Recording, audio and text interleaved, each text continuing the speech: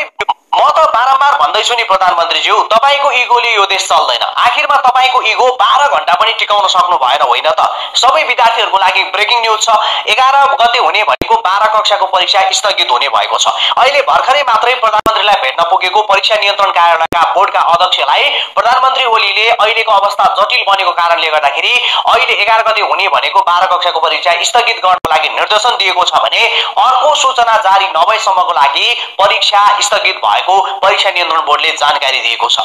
आखिरमा शिक्षकहरूलाई बाइपास गरिकन निजामती कर्मचारीहरूलाई प्रयोग गरेर हामी जसरी भए पनि अबको यो 2 दिन भित्रमा परीक्षा गर्छौं भनेर बिहान सरकारले इगो देखाएको थियो। त्यो इगोको विरुद्ध दिउँसो शिक्षकहरू पनि कडा रूपमा उत्रिएको थियो भने आखिरमा यो 2 दिन भित्रमा बिना शिक्षक भन्ने प्रश्न हामीले पनि उठाएका थियौं र सँगसँगै सबैजनाको यो प्रश्न उठेको थियो र यो देश यस्तो अचम्मको देश हो। म फेरि पनि भन्दैछु, अहिले विशेष गरिकन एउटा चाहिँ शिक्षकहरूले जुन मागलाई अगाडि सारिराख्नु भएको छ त्यो मागलाई सम्बोधन गर्नु त कहाँ प्रधानमन्त्रीले दैनिक जसो भाषण गर्दै शिक्षकहरूलाई थप चिराउने र यसरी चाहिँ उल्टो निर्णय गरेर झन् शिक्षकहरूको आन्दोलनलाई कडा बनाउने गर्दाखेरि एउटा भनाइको याद आयो, मन्त्री कसले बनायो हामी जस्ता गुरुले, मन्त्री कसले फुत्काउँछ हामी जस्ता गुरुले भने गुरुहरूको यो भाषण अब प्रधानमन्त्रीको लागि पनि लगभग लागू हुने पक्कापक्की देखिएको छ।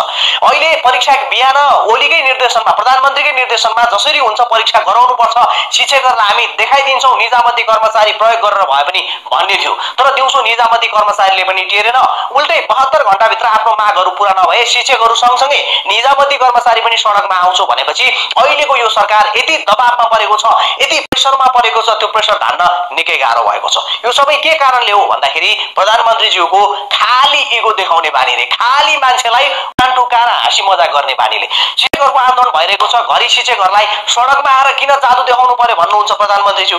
घरि शिक्षकहरूलाई चाहिँ तपाईहरुले एउटा ऐन बोक्नको लागि यतिका विधि मान्छे सडकमा किन आउनु पर्यो, 2-4 जना आए पनि भइहाल्छ भन्नुहुन्छ। अनि यस्तो भनेपछि लाटो मान्छेलाई पनि रिस उठ्छ के। आन्दोलनमा आएका व्यक्तिहरूलाई त शान्ति तरिकाले सम्झाउने हो, हाम्रो अवस्था यो छ, देशको अवस्था यो छ, अहिले हामीले देशमा चाहिँ आर्थिक रूपमा चाहिँ हामीले तपाईहरुको माग पूरा गर्न गाह्रो छ, त्यसकारणले हामी सक्ने जति माग पूरा गर्छौं, शिक्षकहरूले बुझिदिनुस् भनेर नम्र स्वरले भन्यो भने शिक्षकहरूले मान्ने कुरा आउँछ। हामीहरूले पनि शिक्षकहरूलाई दबाब दिन्छौं, समाजले शिक्षकलाई दबाब दिन्छ, अभिभावकले शिक्षकलाई दबाब दिन्छ। अनि शिक्षकहरू पनि नरम भएर सबै कुरा जस्तो मेरोहरूको 12 टका होइन त, शिक्षकहरूको मागमा केही कम्प्रोमाइज गर्ने हैन, सरकारले केही कम्प्रोमाइज गर्ने, त्यो हिसाबले हुने बाटोतिर लाग्नुपर्ने अवस्थामा अहिले त हाम्रो देशको प्रधानमन्त्री केपी शर्मा ओलीज्यू जसरी उन शिक्षकहरूलाई घोस्ने, बेच्ने, हाँसी मजाक गर्ने, ठट्टा गर्ने, यो पाराले अनि आन्दोलन झन् रोकिन्छ, मरिगए रोकिँदैन। यो कारणले गर्दाखेरि प्रधानमन्त्रीज्यू फेरि पनि भन्न चाहन्छु, यसरी बिहान उठ्नेबित्तिकै परीक्षा हुन्छ भनेर विद्यार्थीहरूलाई पाल्ने अनि बेलुका सुत्ने बेलामा परीक्षा हुँदैन स्थगित भयो भनेर विद्यार्थीहरूलाई थचार्ने काम गरिकन कृपया अहिलेको सरकारले विद्यार्थीको भविष्यमाथि खेलवाड नगरिकन हामी अनुरोध गर्न चाहन्छौँ। किनकि अहिले 12 कक्षाको परीक्षामा मात्रै 5 लाख भन्दा बढी विद्यार्थीहरू छन्। त्यति धेरै विद्यार्थीहरूको मानसिक रूपमा उनीहरूलाई कति टर्चर भयो होला। अस्तिदेखि एक्जाम हुन्छ हुँदैन भनेर तनावमा थियो। हामीले बारम्बार परीक्षा नियन्त्रण कार्यालयलाई फोन गरेर सोध्यौं, बिना शिक्षक तपाईले 11 गते कसरी परीक्षा दिनुहुन्छ, परीक्षा गराउनुहुन्छ?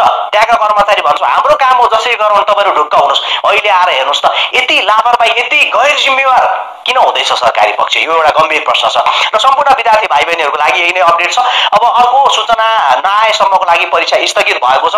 अर्को सूचना कहिले आउँछ भन्ने कुरा अब यकिन भन्न सकिँदैन, किनभने यो शिक्षक आन्दोलनले एउटा ठूलो मोड लिइरहेको छ र शिक्षकहरूले आज सँगसँगै यदि निजामती कर्मचारीलाई प्रयोग गरिकन चाहिँ परीक्षा गराएको खण्डमा हामी काबी पनि जाँच गर्दैनौं भन्ने अर्को चेतावनी पनि दिएका थिए र यो सँगसँगै फटाफटी अहिले चाहिँ केन्द्र अध्यक्षहरूले अथवा परीक्षा गराउने केन्द्र अध्यक्षहरूले पनि राजीनामा दिन थालेपछि सरकार दबावमा परेर बाध्य भएर परीक्षाको म्याच हार्न बाध्य बनेको छ र अहिलेको लागि यति अपडेट छ। बाँकी अपडेट हामी दिँदै गर्नेछौँ। अब यही हो, अघि बिहान हुन्छ भनेको हाम्रै मुखले, किनभने सरकारै यस्तो छ, हामी त सरकारले जे भन्यो आधिकारिक सूचना त्यही दिने हो। अहिले फेरि स्थगित भएको छ, लेट्स सी बाँकी कुरा हामी तपाईलाई दिँदै गर्नेछौँ। हेर्दै गर्नु होला खोज समाचार, सुन्दै गर्नु होला खोज समाचार। अहिलेको लागि नमस्कार।